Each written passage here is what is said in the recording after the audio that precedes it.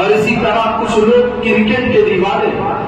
بتانے اب بھی کوئی لیگ چل رہا ہوگا، نوجوان اس کے دیوانے، ایک سکس پر یہ پٹاخے پھولتے اچھلتے کودتے۔ ارے بندے تیری زندگی میں بھی تو ایک ایسا وقت لیا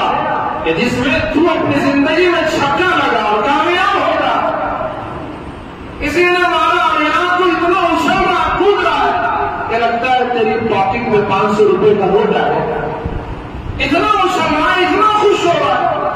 اور کبھی اس سکس مارنے والے سے ملنے کی کوشش کرو، تیرے اوپر تھوکنے کو بھی پسند نہیں کرتا،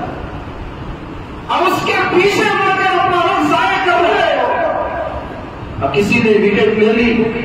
تو لگتا ہے کہ ساری میچ کو اس نے جیت لی ہو، پورا اسی کو مل گیا،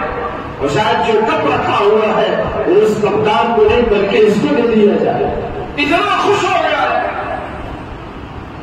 جیسے کہتے ہیں دلی کے خواب میں چھچڑے ہی چھچڑے،